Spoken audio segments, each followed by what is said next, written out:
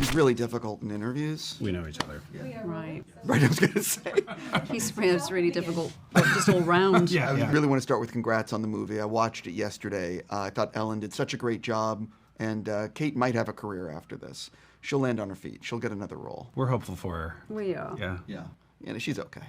Completely, I like throwing a curveball at the beginning, and that is, in another world, a better world, there would be a Chippendale sequel. We're talking Rescue Rangers? Oh, yeah. I'm so sorry. I'm throwing that out there because I love that movie. I'm game. I think Keith probably would want to. This is a... I have gone complete... You've gone off piece. Yeah, this is a Disney about. live action mixed with animation movie based on a Chippendale cartoon that I was... And how many minutes do we have? We have like 3 minutes. And we're talking about... No, we have 8 minutes, and what I do... No, let's talk about the Chippendales, not Lee Miller. Or not the Chippendales, the Chipmunks? Chip and Dale. Oh, Chip and Dale. I think it's Chip and Dale. Okay, right. Yeah. But we should talk about Lee Miller, right? Oh, we're 100%. I like... 100%. He's starting with his curveball. Yeah, I like throwing things... Could we finish with the curveball? Yeah, 100%. Brilliant. Let's get to it. Right. I just realized... I just learned the dynamic of the room very quickly. We're learning on our feet. So one of the things about this is that you are both playing real people, but you are making a movie. So what is it actually like, in those weeks or months leading up to playing a role like this, and in that preparation process? It's sort of an extraordinary preparation process. I can't speak to what Andy was experiencing, but I know for me, I've played a lot of people who have existed in life, and it's always very, very different, but there's something that happens in the lead up that is very, very sort of personal between you and this person who you really may not have met or may not have known already, and there's a real intimacy there, and then all of that has to sort of go away as you just step into the reality that they were in the story that we're telling, during the certain time that we're telling it. And you feel I always feel as present as I am when I'm playing somebody who didn't exist. So it's the lead up to playing somebody who really walked on the earth, I think, is quite different to playing somebody that you've constructed psychologically, from the roots up. Yeah, for me it was the first time ever doing that, so I tried to learn as much as I could about him, and was really excited to learn he was a very fascinating person who led an exciting and brave and crazy life, and that got me more excited to portray him, because I felt, affection towards him and his deeds. And then, I had a couple of interviews he had done to listen to, but then I realized, outside of people who really knew David Sherman, there's not a lot of people that are going to be like, he doesn't sound anything like him. So just trying to get the closest approximation of something I felt comfortable in performance-wise and what he actually sounded like.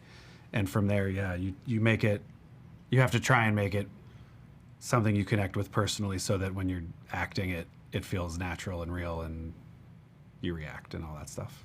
One of the things that people might not realize is the importance that Vogue played during the war in London. Can you sort of talk about that aspect and what Vogue did for people?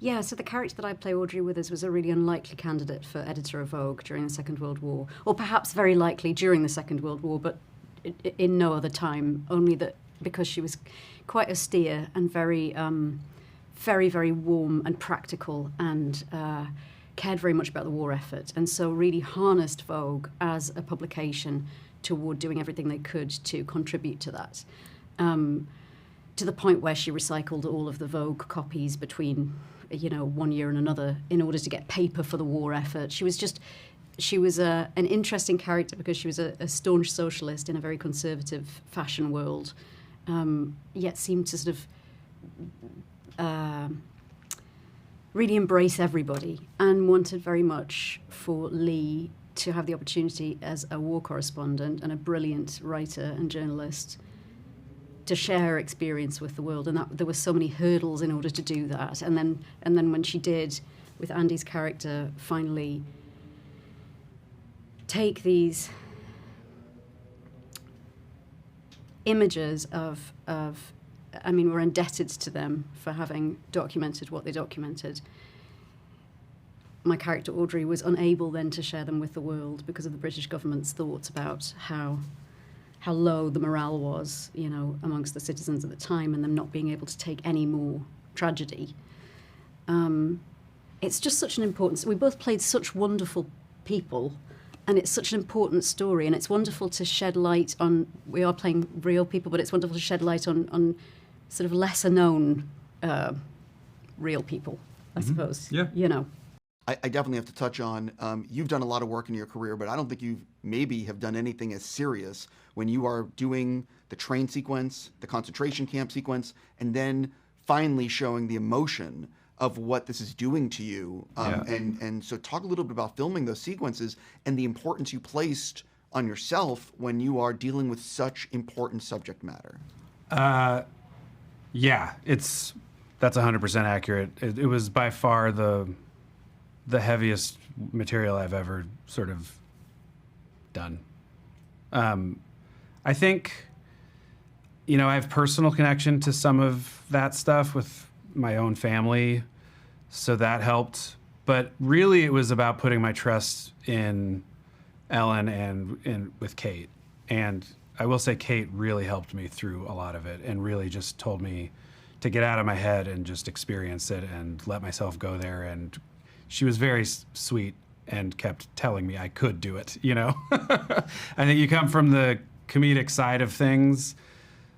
It's my natural instinct to sort of undercut to protect myself. But in this case, you have to just be fully open and vulnerable and dive fully into it and go for it. And that's what I did. I tried to experience it as much as if it was really happening as I could. And the way they shot it, the cameras were all really far away, and it was horrible, and it felt horrible, and I let myself let it be horrible. And you do those things because you feel like you owe it to the people that actually went through those things and to history. I have to wrap, but this is a real question, and I'm a huge SNL fan. Yes. I know the 50th anniversary is about to happen. Yes. Are you and the guys doing anything? Not officially, but maybe. If they call, we'll come. I understand. Yeah. Seriously, great work. Thank you for giving me your time, and I really hope a lot of people see it. Awesome. Thank you. Thanks, man.